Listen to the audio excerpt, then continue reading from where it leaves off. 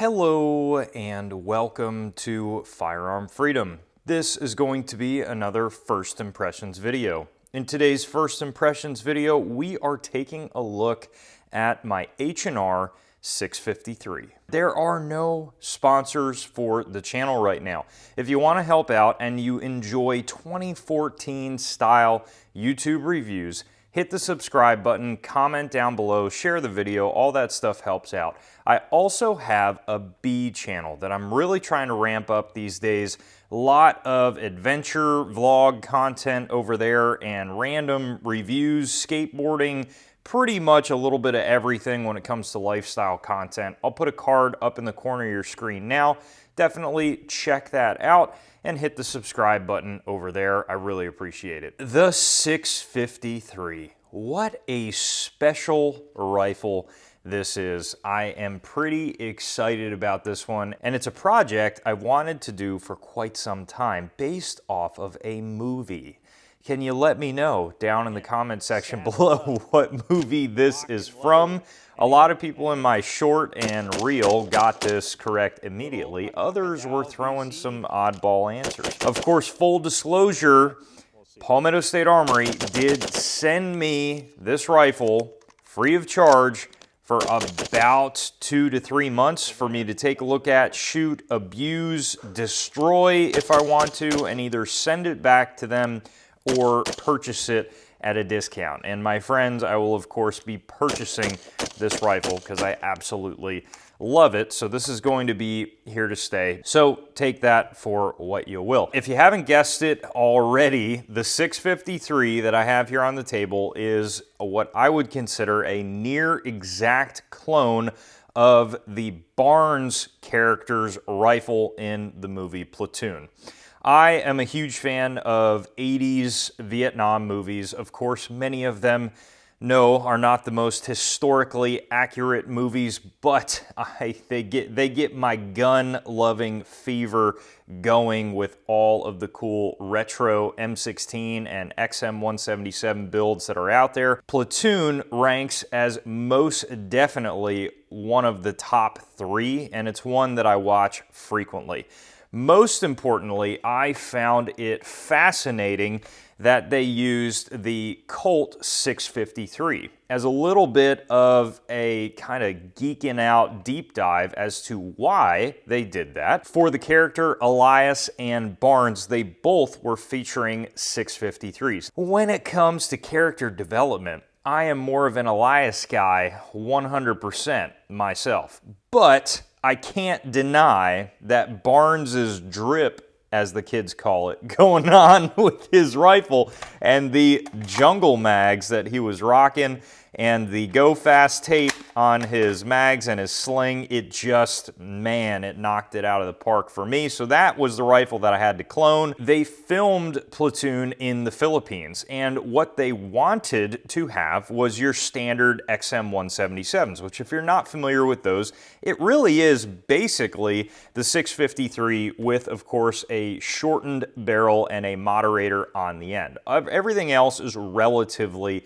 similar. They could not import those rifles, and the Philippines at the time was actually utilizing the Colt 653s somewhere in their military or police system or something along those lines. Regardless, the film crew was able to get their hands on 653s, and they kind of wanted to showcase the fact that the higher ranking people in those areas would have a shorter or different carbine from your standard 20-inch M16. So thus we have the 653s becoming kind of infamous in that movie. Now, ironically, the 653 was never used in the Vietnam conflict. So it's kind of just a really weird one-off gun that I was absolutely fascinated with. So I noticed that H&R makes a 653, and very quickly I realized this would be one of the easiest movie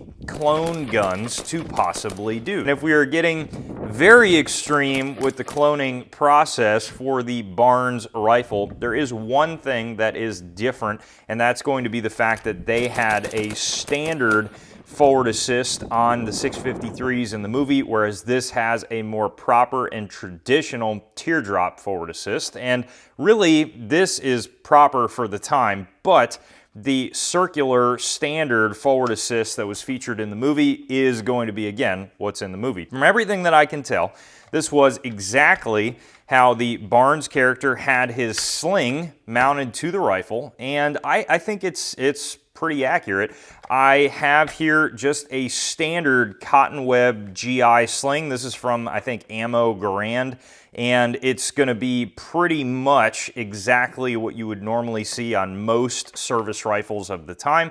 And he had OD green duct tape loading this thing up so that it did not make really any noise, or at least a lot less noise than it normally would have. He does have the jungle mags. Now, a lot of people are commenting like, oh, you know, you shouldn't do that. You're gonna get dirt in your mag.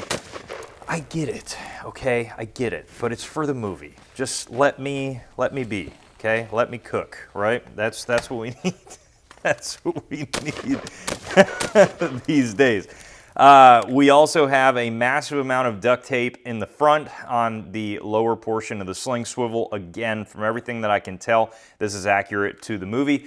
And this is a pinned and welded 14.5 inch rifle. The only other thing that I noticed that was slightly different from the movie is the fact that the movie had more of like a dark black kind of standard parkerizing, where this has the gray finish. But again, I think it does a really good job. The markings are excellent, and this rifle was freaking awesome at the range. I had no complaints whatsoever. Now, the range footage of this was a few months ago, and there is snow on the ground and I'm all jacketed up. It would have been much cooler to wait until recently and bring this thing to the range when it's hot and jungle-like conditions outside here in Pennsylvania to just really complete the package. So I'll probably do a future video on this as well. We are featuring a standard original XM177 style stock that is aluminum in the carbine stock with 2 positions, and that is exactly how the original stocks would have been. And H&R really spares no expense when it comes to the accuracy of their rifles, and I have been, quite frankly, and yes, this was sent to me, but in the gun shop that I've worked at, I have got multiple H&R rifles in on transfers for customers, and each and every one, the fit and finish has been excellent. I have not seen any issues whatsoever coming out of the box. Some PSA rifles, you know, I'll break them out of the box, and occasionally I'll get one, I'm like, ooh, that's a little weird. But when it comes to H&R, I've never seen one in person and handled one, racked the action, and thought it was a low quality rifle. It looks excellent every time. I really appreciate that. We have a skinny handguard up in the front, but we still do have heat shielding underneath. We have an old school style Delta ring, again, more accurate to the times, and a pencil barrel. I cannot for the life of me remember the twist rate on the barrel, but you can check these out on their website, and it's gonna, of course, tell you the twist rate. Old school A1 style pistol grip. I'm actually a weirdo that doesn't mind the nub, and the reason why I don't mind it is because I do the method of sneaking my fingers up underneath the trigger guard and resting my ring finger on the nub itself, and that actually gives me a lot of control over the rifle. So I don't mind it without the nub, but I actually would kind of prefer the nub these days. And no brass deflector on the 653. I had 0 reliability issues at the range. This thing was smooth, and you know, I gotta say, this was my first time using jungle mags in this type of configuration with the duct tape, and I thought it would just be kind of movie lure, the reason why they did this, so it looks cool, but it did work relatively well. Now, would I recommend going prone with these? No, but if you want to have extra mags on tap, ready to go, just a turn of, you know, a piece there, it worked out really well. As far as the trigger, we got standard mil-spec situation going on here. Some creep, a little bit, kind of, no real wall, and reset.